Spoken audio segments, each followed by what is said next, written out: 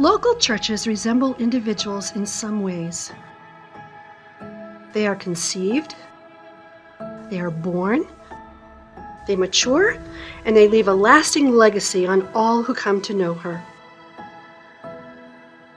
Tri-City Covenant Church has been maturing for 50 years, at times celebrating God's incomprehensible blessings, and at other times feeling the sting of man's fallen state of sin. We began in a small Grange Hall in Dover, New Hampshire, with our first sermon delivered by a young Bible college student named Ronald. Pastor Welch, now the shepherd of his own flock after finishing his collegiate studies, hosted 28 people in his church's first service one Sunday in September of 1972. What no one could have predicted is how this first service could impact the lives of thousands in just 50 short years. What began in a modest hall soon grew, acquiring 22 acres of land in Somersworth, New Hampshire. Pastor Welch's small gatherings had grown into a formidable congregation. The church's bus ministries spread the gospel far and wide, bringing in families from across the seacoast. The Sunday school ministry received multiple awards for being the fastest growing in New Hampshire. Tri-City Baptist Church was well on her way towards spiritual and physical maturation. Just a few miles down the road, Dr. Ellsworth McIntyre became the administrator of Southeastern Christian School and, through sparking a relationship with Pastor Welch, became a key member of Tri-City's community. Through their friendship, Dr. McIntyre became the first administrator of Tri-City Christian Academy, first opening its doors in 1985. As families began sending their children to the church's new school, they also began building new homes, courtesy of what had become known as the Marshall Plan. Through years of theological wrestling matches, Tri-City Baptist Church became Tri-City Covenant Church, fully aligning with the Reformed worldview. Later, in 1988, God's providence brought an associate pastor to Tri-City's threshold, leaving his role as a successful local businessman. Thomas F. Clark assumed his new role under Pastor Welch.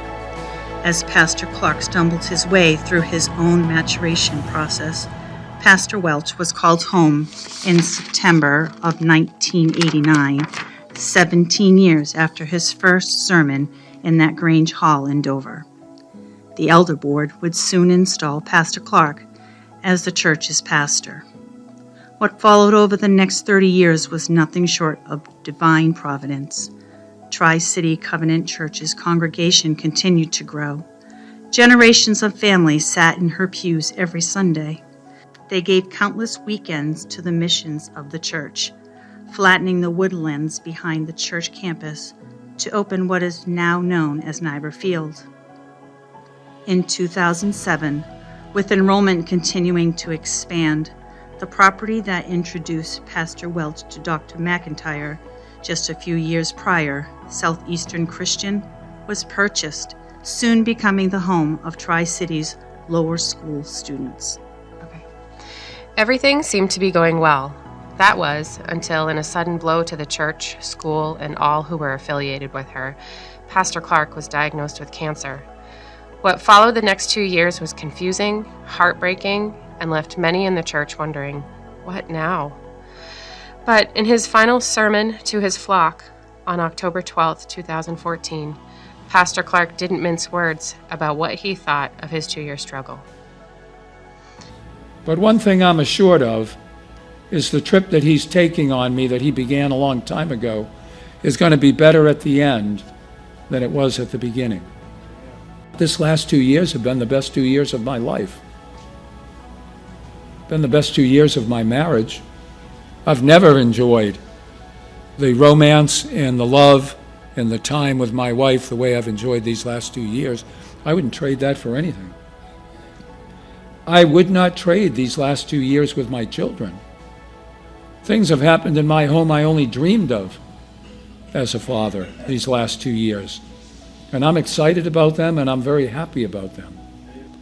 And one thing I can say, reflecting back, I've been here for about 33, maybe 34 of the 42 years I've been here. I should know that, but I don't. I've been here for a while. And as I look back on it, God has been faithful all 42 years. But one thing I would say is, we haven't always been faithful. If there's been any unfaithfulness in the journey, it's been on our part. There have been seasons where we've been unfaithful, but He has continued to move us from glory to glory.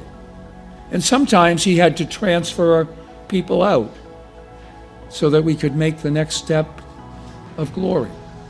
And sometimes He had to bring people in so that we could make the next step. But He governs very well. You know, every once in a while He gives us a Larry Bird or a Michael Jordan. And every once in a while He gives us some not so desirables. But through the years, we have been fortunate. This story, this history of Tri-City Covenant Church is one of progress. It's one of resurrection and transformation. As great a church as we were when we started in the Grange Hall with 40 people, this is a little bit nicer. And the one we're going to build up on Ascension Hill will be nicer than this. And we will move forward, because that is the progress. When God leads a people on an exodus, He is moving them from glory to glory. As you get older, I know you don't believe this by sight, but you ought to believe it by faith. White hair is better looking than dark hair. A white beard is better looking than a dark beard, because you are getting more glorious. We're told about Jesus when we see Him in heaven in the book of Revelation that His hair was white as snow, and that is the epitome of Jesus in His glory body, white hair. And that is where you're going individually and where we're going corporately. And we must avoid the Exodus 16 posture. Every once in a while we come to a point where we say, let's go back. I've heard people say, you know, we ought to go back. And I say, you're seeing through those glasses very darkly. You don't remember what it was like. There is no turning back. The road with God is straight ahead. Glory to glory. How do you fit glory to glory sitting up there looking thin as a rail, looking like if a wind blew in here, it'd blow you out the other door? That doesn't look like glory to me. Forget what I look like. Think of what I'm saying and think of what I'm doing. I'm doing my job.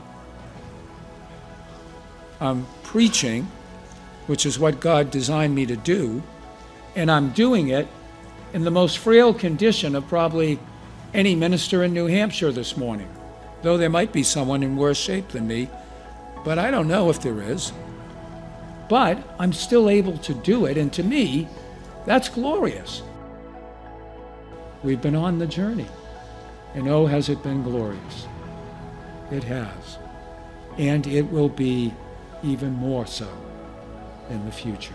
Stay the course. Do not give up, as Winston Churchill would charge us. Our best days are ahead of us, but we must be faithful.